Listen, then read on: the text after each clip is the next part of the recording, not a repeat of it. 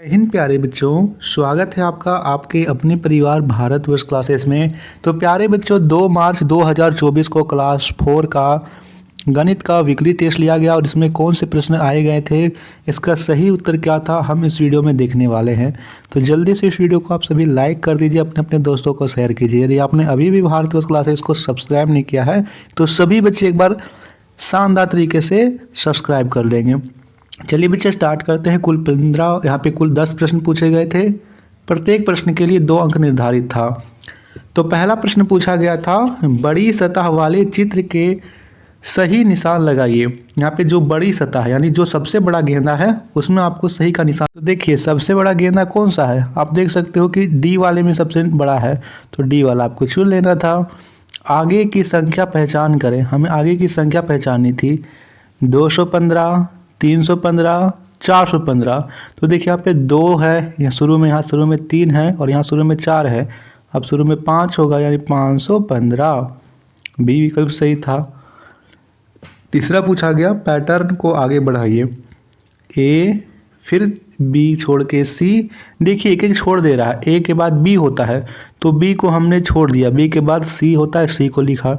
सी के बाद डी होता है तो डी को छोड़ दिया गया, डी के बाद ई को लिखा गया। ई के बाद एफ को छोड़ देंगे, जी को लिखेंगे यानी जी। इसमें कितने बच्चों ने जी को चुना है, यहाँ पे सही उत्तर डी होगा, जी। नीचे दी गई आकृति का नाम लिखें। यह क्या है, यह आयत है, वर्ग है, वृत्त है या फिर त्रिभुज है। आयत किसे बोलते हैं, आपके पास एक बक्सा होगा जिसके आप स्टोमेन बॉक्स बोलते हैं, वह आयत है। वर्ग किसे बोलते हैं, जो यहाँ पे पूरा चरकुट होता है उसको वर्ग बोलते हैं। यहाँ पर सही उत्तर सी होगा, यह एक वृत्त है। आयत का क्षेत्रफल क्या होता है, आयत का क्षेत्रफल क्या होता है, लंबाई गुना चौड़ाई, भुजा गुने भुजा, 3 गुने भुजा या फिर इनमें से कोई नहीं। सही उत्तर यहाँ पे पहला था, लंबाई गुने चौड़ाई। संख्या को पूरा कीजिए, हमें संख्याओं को पूरा करना था। देखिए हमें इस प्रकार की संख्या को किस प्रकार बनाना है, यहाँ पर कैसे आ रहा है, इन दोनों सीढ़ी को जोड़ रहे हैं तब 50 आ रहा है, 20 और 30 50। यहाँ पर इन दोनों को जोड़िए, 40 और 30 कितना होगा, 70। यहाँ पे 70 लिखना है। अब यहाँ पे 70 और 50 को जोड़ेंगे तो ऊपर वालों को लिखेंगे, 7 5 12, 120 हो गया। यानी नीचे वाला में 70 भराएगा, ऊपर वाला में 120। निम्न आकृति का परिमाप ज्ञात करें। यहाँ पर आकृति एक आयत है, आयत की लंबाई 10 सेंटीमीटर है और चौड़ाई 5 सेंटीमीटर है। तो लिखेंगे आयत का परिमाप।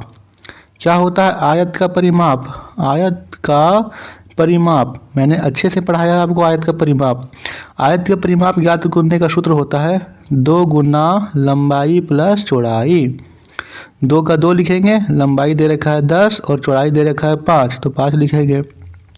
2 का 2 और 5 और 10 को जोड़ेंगे तो होगा 15, 15 दूनी 30, यानी इसका परिमाप होगा 30 सेमी।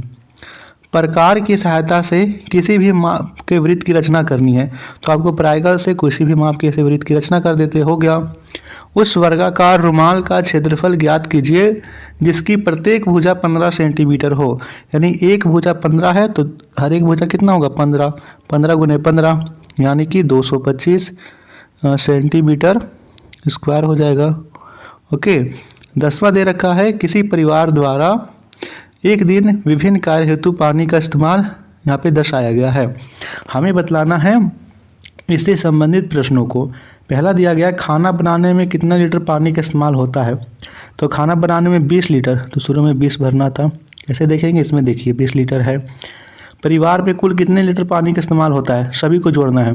तो 50 और 30 80, 20 100 और 20 120 और 60